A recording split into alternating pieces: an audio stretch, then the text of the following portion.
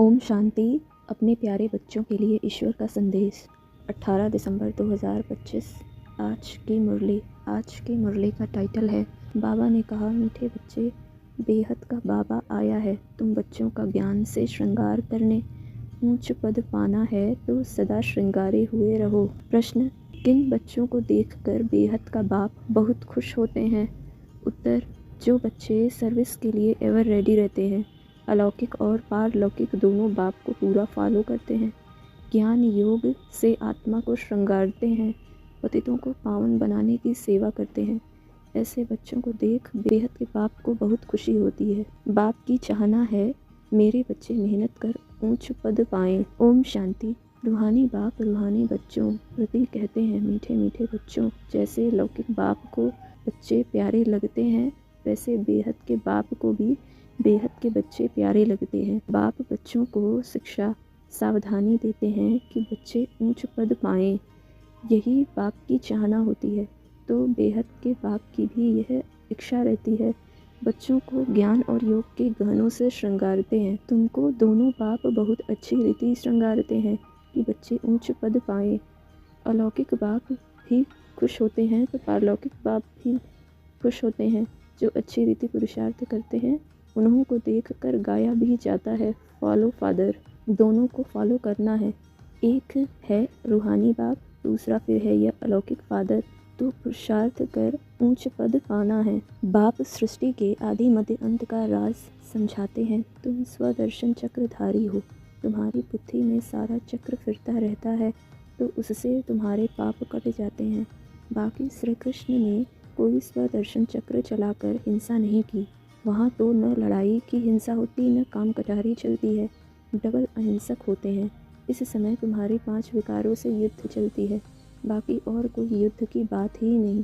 अब बाप है ऊंचते ऊंच, फिर ऊंचते ऊंच। यह वर्षा लक्ष्मी नारायण इन जैसा ऊंच बनना है। जितना तुम पुरुषार्थ करेंगे उतना ऊंच पद पाएंगे। कल्प कल्प वही तुम्हारी पढ़ाई रहेगी। अभी अच्छा पुरुषार्थ किया तो कल्प कल्प करते रहेंगे। फिर बाबा कह रहे हैं, मूल वतन तो है ही स्वीट होम, मुक्ति धाम। उसके लिए मनुष्य कितना यज्ञ तप आदि करते हैं, परंतु वापस तो कोई भी जा न सके। गपोड़े बहुत मारते रहते हैं। सर्व का सदगति दाता तो है ही एक, दूसरा न कोई। अभी तुम हो संगम युग पर, यहाँ है ढेर मनुष्य। सतयुग में तो बहुत थोड़े होते हैं। स्थापना फिर विनाश होता है। अभी अनेक धर्म होने के कारण कितना हंगामा है। तुम 100% सॉल्वेंट थे, फिर 84 जन्मों के बाद 100% इंसॉल्वेंट बन पड़े हो। अब बाप आकर सबको जगाते हैं, अब जागो, सतयुग आ रहा है। सत्य बाप ही तुमको 21 जन्मों का वर्षा देते हैं। भारत ही सचखंड बनता है। बाप सचखंड बनाते हैं, झूठखंड फिर कौन बनाते हैं? 5 विकारों रूपी रावण। डीटी राज्य को ही पैराडाइज कहा जाता है। अभी तुम जानते हो, फिर औरों को बताना है। सबको कैसे पता पड़े, जो फिर ऐसा कोई उलाहना ना दे कि हमको पता नहीं पड़ा। तुम सबको बतलाते हो, फिर भी बाप को छोड़कर चले जाते हैं। यह हिस्ट्री मस्ट रिपीट। बाबा के पास आते हैं तो बाबा पूछते हैं, आगे कभी मिले हो? कहते हैं, हाँ बाबा, 5000 वर्ष पहले हम मिलने आए थे, बेहद का वर्षा लेने आए थे। कोई आकर सुनते हैं, कोई को साक्षात्कार होता है ब्रह्मा का, तो वह याद आता है। फिर कहते हैं, हमने तो यही रूप देखा था। बाप भी बच्चों को देख खुश होते हैं। तुम्हारी अविनाशी ज्ञान रत्नों से झोली भरती है ना। यह पढ़ाई है। 7 दिन का कोर्स लेकर फिर भल कहाँ भी रहे मुरली के आधार पर चल सकते हैं। 7 दिन में इतना समझाएंगे जो फिर मुरली को समझ सकेंगे। बाप तो बच्चों को सब राज अच्छी रीति समझाते रहते हैं। अच्छा, आज की मुरली से धारणा है। पहले पॉइंट, बाबा ने कहा, स्वदर्शन चक्र फिराते पापों को भस्म करना है। रूहानी पढ़ाई से अपना पद श्रेष्ठ बनाना है। किसी भी परिस्थिति में आंसू नहीं बहाने हैं।